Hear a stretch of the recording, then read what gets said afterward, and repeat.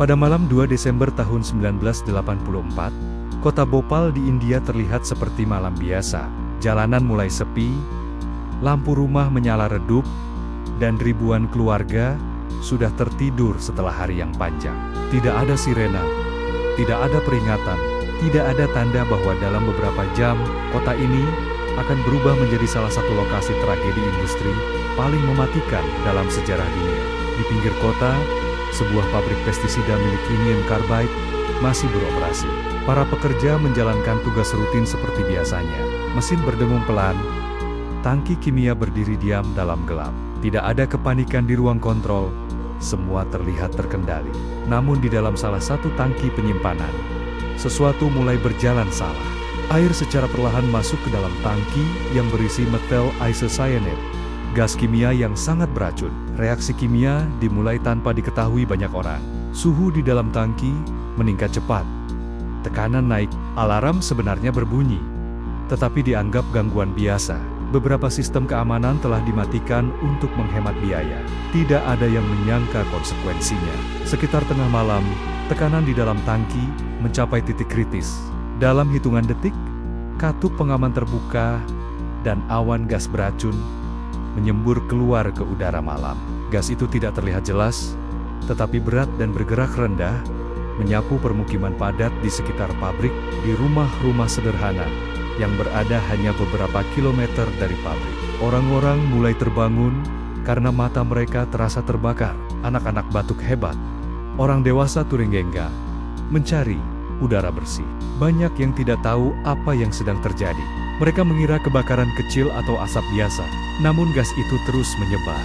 Beberapa warga mencoba berlari keluar rumah. Tetapi jalanan sudah dipenuhi orang yang panik. Mata pedih membuat mereka hampir tidak bisa melihat. Paru-paru terasa seperti terbakar dari dalam. Banyak orang jatuh di tempat, tidak mampu melanjutkan langkah. Rumah sakit terdekat mulai dipenuhi pasien dalam hitungan menit. Dokter kebingungan karena tidak tahu jenis racun yang mereka hadapi. Tidak ada informasi resmi dari pabrik, tidak ada panduan penanganan. Banyak tenaga medis sendiri mulai mengalami gejala yang sama saat mencoba membantu. Kota yang tadi malam tenang berubah menjadi kekacauan total. Ribuan orang berlari tanpa arah, hanya mencoba menjauh dari udara yang terasa mematikan. Beberapa membawa anak-anak mereka, yang lain kehilangan anggota keluarga di tengah kerumunan gelap. Dan sementara gas terus menyelimuti kota, tidak seorang pun benar-benar tahu seberapa besar bahaya yang mereka hadapi. Saat matahari mulai terbit, Bhopal berubah menjadi pemandangan yang tidak pernah dibayangkan siapapun. Jalanan penuh tubuh yang tidak bergerak. Hewan-hewan mati di pinggir jalan. Keheningan mulai menggantikan kepanikan malam sebelumnya. Namun hal yang paling mengerikan bukan hanya jumlah korban yang sudah jatuh. Karena saat pagi datang, dunia baru mulai menyadari bahwa tragedi ini belum benar-benar berakhir. Ketika matahari pagi menyinari Bhopal, banyak orang yang masih hidup tidak langsung memahami apa yang telah terjadi. Mereka hanya tahu bahwa malam itu terasa seperti mimpi buruk. Udara masih berbau tajam, mata perih, dada sakit, dan batuk tidak berhenti. Tetapi di banyak rumah, tidak semua anggota keluarga berhasil bangun. Jalan-jalan kota berubah menjadi jalur evakuasi spontan. Orang-orang berjalan lemah mencari bantuan medis. Rumah sakit sudah kewalahan sebelum pagi tiba. Lorong-lorong dipenuhi pasien yang terbaring di lantai karena tidak ada tempat tidur tersisa. Dokter dan perawat bekerja tanpa informasi jelas tentang gas yang menyebabkan semua ini. Mereka memberikan perawatan seadanya, mencoba menyelamatkan sebanyak mungkin nyawa. Di luar rumah sakit, kepanikan berubah menjadi kebingungan. Tidak ada komunikasi resmi yang cepat. Banyak warga tidak tahu apakah harus tetap di rumah atau melarikan diri. Sebagian kembali ke lingkungan mereka, tanpa menyadari bahwa gas beracun masih tersisa di udara dan tanah. Dalam beberapa jam pertama saja, ribuan orang meninggal. Banyak yang tewas saat mencoba melarikan diri. Yang lain meninggal di rumah, di jalan, atau di rumah sakit yang penuh sesak. Anak-anak dan lansia menjadi korban paling cepat karena paru-paru mereka tidak mampu menahan paparan racun. Pemerintah lokal mulai bergerak, tetapi skala bencana sudah terlalu besar. Tidak ada rencana darurat yang cukup untuk menghadapi kebocoran kimia sebesar ini. Informasi yang simpang siur membuat situasi semakin kacau. Sebagian pejabat menyatakan situasi terkendali, sementara jumlah korban terus meningkat. Sementara itu, pabrik tempat kebocoran terjadi menjadi pusat perhatian. Pertanyaan muncul di mana-mana. Mengapa sistem keamanan gagal? Mengapa warga yang tinggal begitu dekat tidak pernah diberitahu tentang risiko besar yang mereka hadapi? Dan mengapa tindakan pencegahan tampak begitu minim?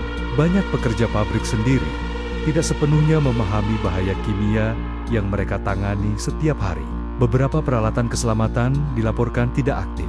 Program pelatihan berkurang untuk menghemat biaya.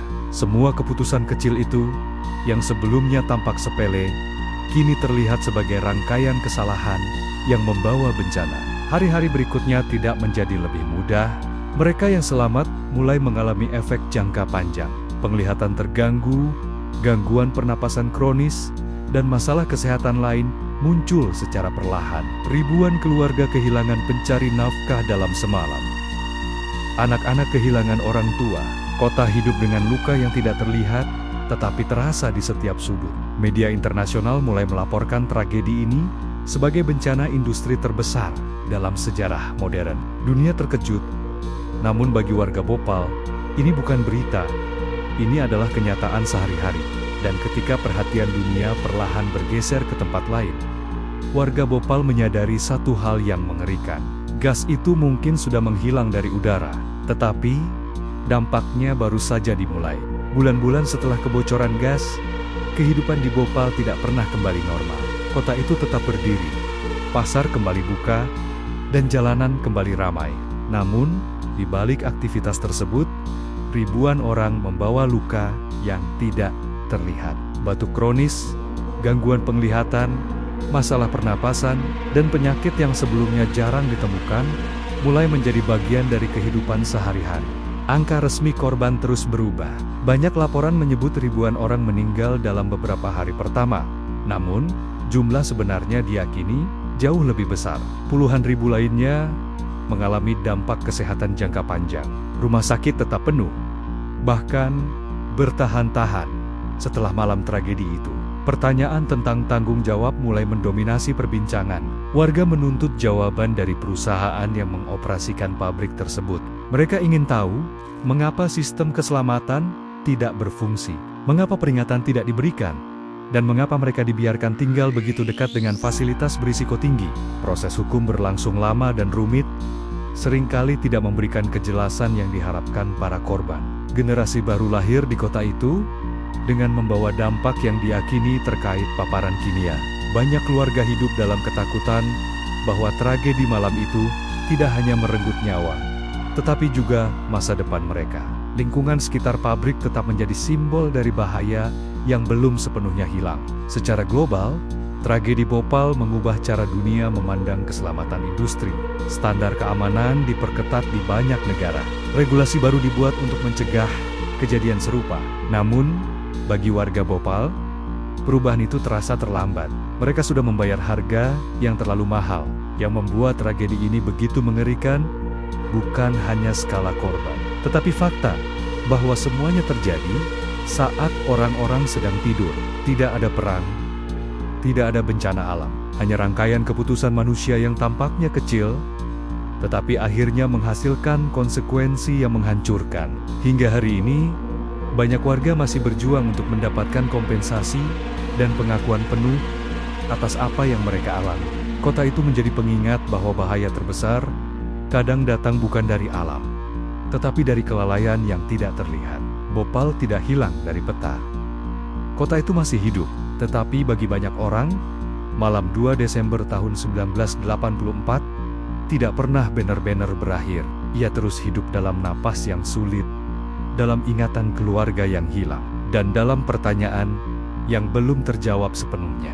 Dan jika ada satu pelajaran yang tersisa dari tragedi ini, mungkin itu adalah bahwa bencana terbesar tidak selalu datang dengan suara keras. Kadang, ia datang diam-diam. Saat semua orang percaya semuanya aman,